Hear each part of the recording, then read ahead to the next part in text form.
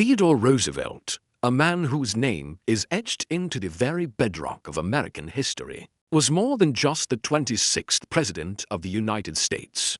He was a statesman, a soldier, a reformer, a conservationist, and, above all, a man of unyielding energy. Born on October 27, 1858, in New York City, Roosevelt's early life was marked by severe illness, afflicted with debilitating asthma. Young Theodore was frail and often bedridden. Yet, his father instilled in him a creed that would shape his life. You have the mind, but not the body. And without the help of the body, the mind cannot go as far as it should. You must make your body. This was not mere advice.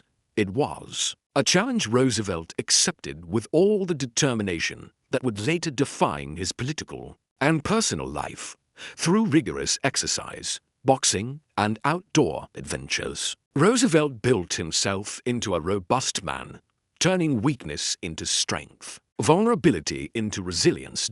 As he grew, Roosevelt's intellectual curiosity flourished alongside his physical vigor. He entered Harvard University in 1876, excelling academically while also immersing himself in the study of natural history. His dorm room resembled a miniature museum, filled with specimens he had collected and preserved.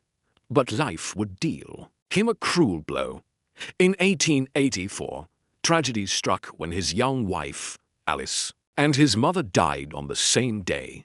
Heartbroken, Roosevelt withdrew from public life and sought refuge in the rugged Dakota Territory. There, he lived as a rancher and cowboy, embracing the harshness of frontier life. The Badlands became a crucible in which Roosevelt's grit and love for nature deepened. The experience would shape his philosophy on conservation and personal fortitude for years to come.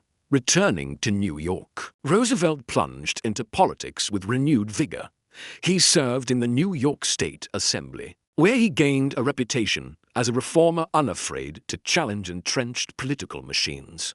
His commitment to honesty and public service earned him appointments as U.S. Civil Service Commissioner and later New York City Police Commissioner. In each role, he brought relentless energy and a disdain for corruption, patrolling streets at night to ensure police were on duty, and enforcing merit-based hiring in government jobs. In 1897, Roosevelt was appointed Assistant Secretary of the Navy.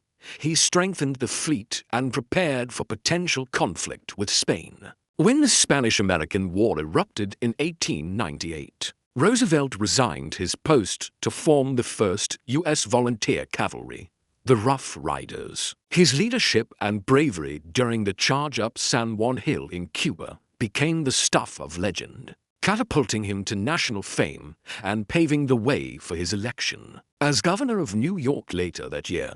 As governor, Roosevelt continued his reformist agenda, tackling corporate monopolies, improving labor conditions, and advocating for public health measures. In 1900, he was chosen as William McKinley's running mate. The position of vice president was meant to sideline him, but fate had other plans. In September 1901, President McKinley was assassinated, and at the age of 42, Roosevelt became the youngest president in U.S. history. Roosevelt's presidency was defined by his belief in the square deal, fairness for workers, consumers, and businesses alike. He was determined to use the federal government as a force for the public good. His administration took on powerful corporate trusts, using the Sherman Antitrust Act to break up monopolies that stifled competition. He championed consumer protections, pushing for laws that ensured safer food and medicine. His approach was bold, direct,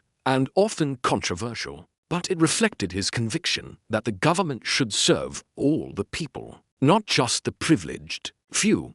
Perhaps Roosevelt's greatest legacy lies in his pioneering work in conservation. A lifelong outdoorsman, he recognized that America's natural resources were not limitless. As president, he established the U.S. Forest Service, created 5 national parks, and signed laws to protect 18 national monuments. He set aside over 230 million acres of land for public use, forests, wildlife refuges, and wilderness areas that remain treasured to this day. He famously declared, "The nation behaves well if it treats the natural resources as assets, which it must turn over to the next generation increased, and not impaired, in value." His vision ensured that places like the Grand Canyon, Yosemite, and countless other natural wonders would be preserved for all time. On the world stage, Roosevelt projected strength and pragmatism. He believed in negotiating peacefully, but backed by military readiness, a philosophy summed up in his phrase, "Speak softly and carry a big stick." He expanded the U.S. Navy into a global force and sent the Great White Fleet on a world tour. To showcase American power, his diplomacy was equally impressive. In 1905, he mediated peace between Russia and Japan, earning the Nobel Peace Prize, the first awarded to an American. He also oversaw the construction of the Panama Canal, a monumental engineering achievement that transformed global trade routes. After leaving the White House in 1909, Roosevelt embarked on a year-long African safari, collecting specimens for the Smithsonian Institution. Never content to rest, he later explored the uncharted River of Doubt in the Amazon rainforest, an expedition so dangerous that it nearly claimed his life. In 1912, dissatisfied with his successor, William Howard Taft, Roosevelt ran for president, again under the Progressive Party, nicknamed the Bull Moose Party, though he lost to Woodrow Wilson. His campaign pushed for progressive reforms, including women's suffrage, social insurance, and labor rights, many of which would later become law. In his final years, Roosevelt continued to write, speak, and advocate for a robust American role in world affairs. He remained a symbol of courage and determination until his death on January 6, 1919, at the age of 60. His son Archibald summed it up best: "The old lion is dead." Theodore Roosevelt's life was a testament to the power of will, energy, and conviction. He overcame frailty to become a man of action, reshaped the presidency into a force for reform, and safeguarded America's natural heritage. His legacy lives on in the parks and forests he protected, the reforms he championed, and the enduring image of a leader who believed that no challenge was too great to face head-on. His life reminds us still, do what you can, with what you have, where you are.